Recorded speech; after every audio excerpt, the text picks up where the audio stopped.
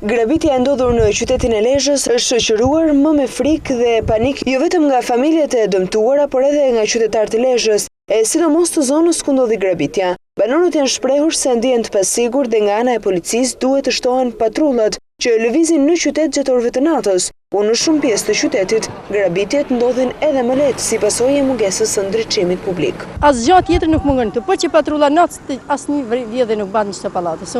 Për që ku jam të 18 vjet jam. Në vetëm natën, se për ditën janë bollë, natën i dëna më shumë, dhe fëmijët e shkollës që janë shkollë, që janë më në pallatin, bëjnë heksit e vjetëve. Se tash janë to hinja të këto hin hajdudat. Policia do t'i bien tan natën rreth. Po këngjojmë frikë, po deri tash shumë kam pështu. Po patrullimet do t'jenë, po patrullime në fshatë, në qytete gjithas mjaftohen ata. Si vjedhësh nuk ka pas asnjëherë, se më menon një. S'ka që ban i riu, rrinë në kafe aty, hinë bërq, që me bun, me vjedhë.